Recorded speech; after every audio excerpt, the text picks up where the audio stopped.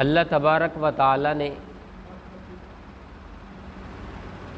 ایک انسان کا دوسرے انسان پر حق رکھا ہے۔ جس طرح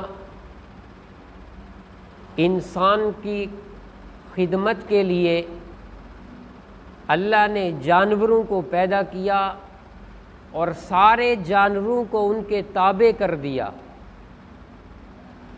اور جب سارے جانوروں کو ان کے تابع کر دیا تو پھر اللہ نے انسان کے ذمے بھی کچھ حقوق رکھ دیے کہ یہ جانور میں تمہاری خدمت کے لیے بھیج رہا ہوں، اور تمہاری خدمت کے لیے ان جانوروں کو تمہارے لیے صرف کر رہا ہوں، تو اس لیے ان جانوروں کا بھی تم پر حق ہے۔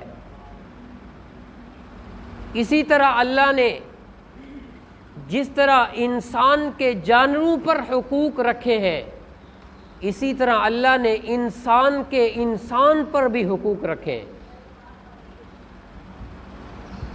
اور حقوق دو قسم پر ہیں۔ نمبر ایک حقوق اللہ جو اللہ تعالیٰ کے حقوق ہے۔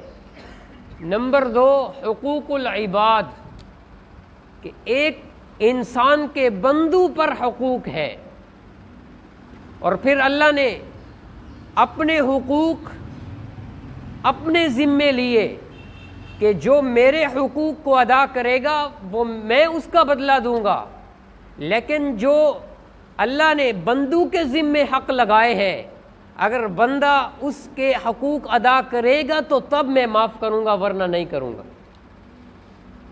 اور پھر اللہ کے جو حقوق ہیں اس کے اندر وہ حقوق کہ اس کو بھی اللہ نے دو اقسام میں تقسیم کیا۔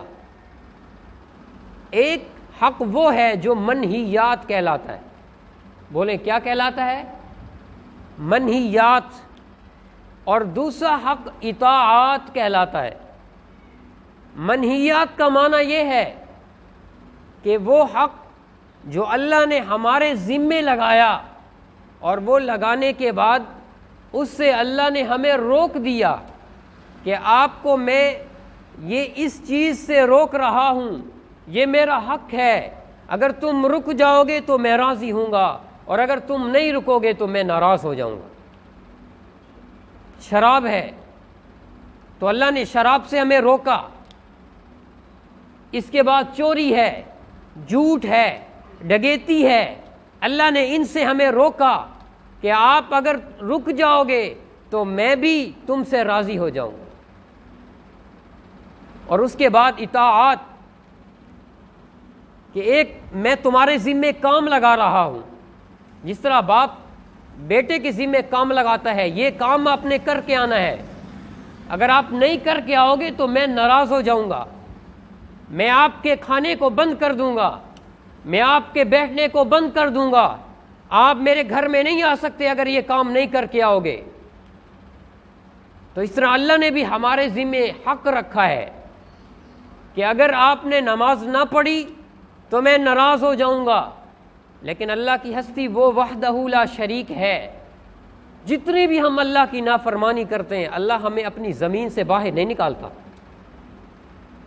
آج کفار بھی ہے، اللہ کی نافرمانی کرتے ہیں، اللہ کے احکام کو مانتے نہیں ہیں، اللہ پر ایمان بھی نہیں لے آتے، لیکن اس کے باوجود بھی اللہ ان کو رزق دیتا ہے، اللہ ان کو بڑھ کر نعمتیں دیتا ہے کہ اللہ نے دنیا کے لیے ان کی جو ہے دنیا ان کے لیے جنت بنا دی، تو پھر جنت کے اندر ان کے لیے جتنے بھی احکام ہیں، جتنی بھی نعمتیں اللہ ساری دیتا ہے۔ تو اس طرح